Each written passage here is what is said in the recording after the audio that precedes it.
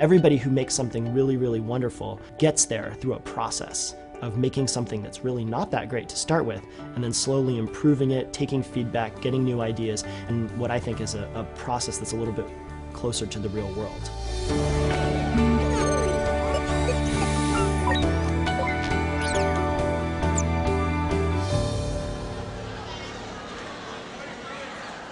The decisions that you need to make today are decisions about what's going to get into the game and what's going to need to be left out in order for you to finish in time for the fifth graders to actually play these games in a week.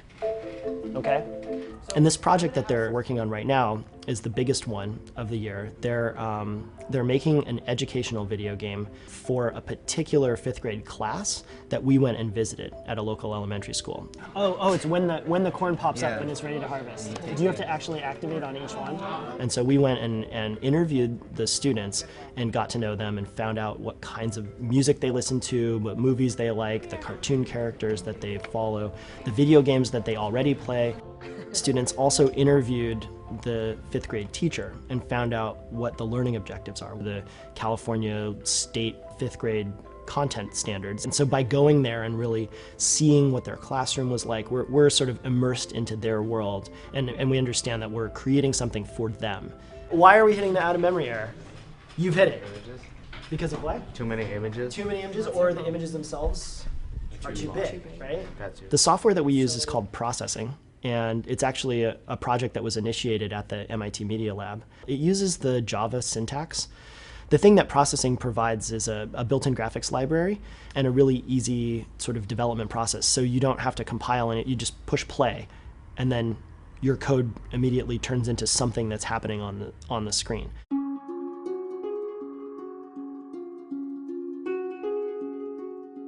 It's pretty interesting to do. I mean, like, if you want to be a computer scientist, then it's a good starter. We form teams, and the teams go through a brainstorming process and an idea refinement process. Right now I have teams of 3. The different roles that the students take on are the technical lead, and that's the person who's going to be sort of most responsible for the programming. The art lead, the person who's going to be responsible for not only the concept art, but actually the production art, the actual pixels that go on the screen during the game. And then a project manager.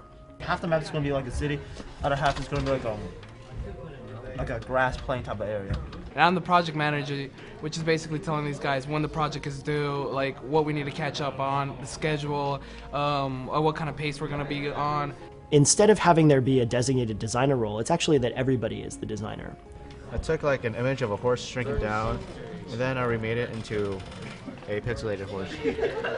There's 13 teams, and there's some pretty interesting stuff going on. There's a game called Cookie Attack, and it's about fractions. I think this is a real achievement in terms of responding to the audience. We noticed that the fifth graders, they use this kind of like violence, and we kind of incorporate it into our game, where they have to answer questions to get the cookies, and they have to use the cookies to shoot the monsters. I'm better at programming than all the other stuff, so I did the programming. And then Miranda, she's better at Photoshop, so she did the graphics. And then Angel, her part was to separate kind of like the jobs and then find some concepts. Just recently, actually, that fifth grade class came here to Galileo and visited us, and we had a chance to show them some demos and some prototypes of the games that my students are working on.